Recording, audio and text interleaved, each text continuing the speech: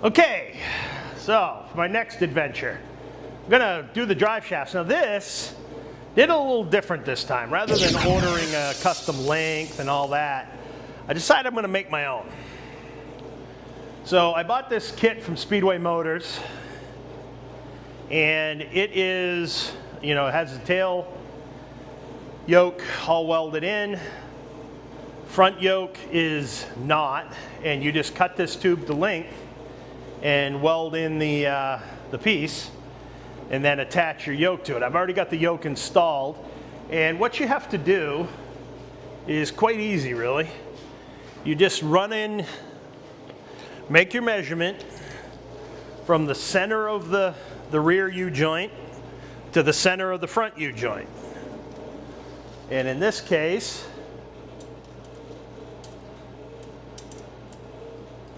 I'm at 52 3/8. Come on. Okay, so I end up at like 52 3/8 from the flat surface on the front of that yoke. So now, and that's giving myself about an inch of engagement. Now the good thing about the Corvette rear end is I don't have to worry about motion at all. It's rigid. So is this. So just give yourself enough room to push the the yoke in enough to get the U-joint in the rear. That's the only real trick to it. So I measured that up. I also know I measured this, and from the center of the U-joint to the welding surface, which is here, it's even tapered and ready to go, I am at 1 3/4 inches. So I take my 52 3/8 minus 1 1/4 inches, and I've marked my drive shaft. Now I'm going to cut it on the Evolution saw, and we'll take you to the next step as far as tapping in that end piece. I'll weld it up. Then I have to go and get it balanced. That's that's life. It's not a balanced unit. So I will weld it and then send it out to get it. There's a place not too far from here that balances them, so I'll just bring it down there, have it balanced, and all will be good with the universe. So here we have it. So there it is, cut off.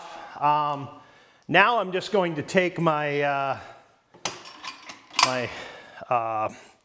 pipe vise and my sander and just put a little taper on that. You want to bevel that edge down so the weld penetrates well.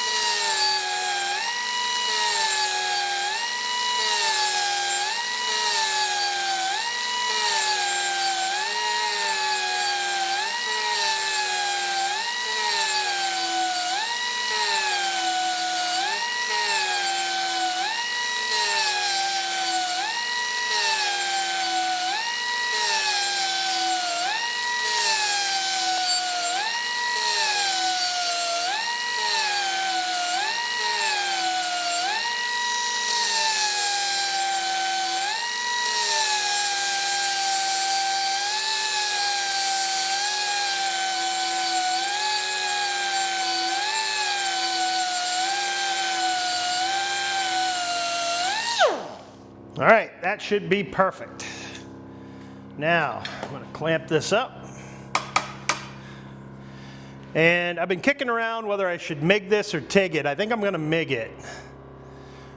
Just because it'll be a little easier, and I've got some pretty thick material here.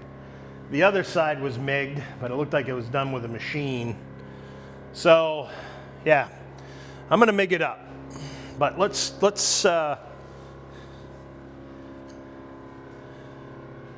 get ready to do that. Okay, got that cut off, tapped in there. I've cleaned the end really well. I'm going to wipe it with alcohol as well.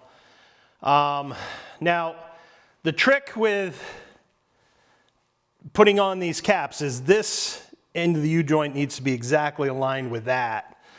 So to do that, I use my angle gauge And just set it on there. Measure the angle on both ends, get it exactly the same, and we're good to go. So, I am now going to weld this on. I'm still back and forth on TIG or MIG. I might TIG this. But we will see. Let me get set up here and see what we can do.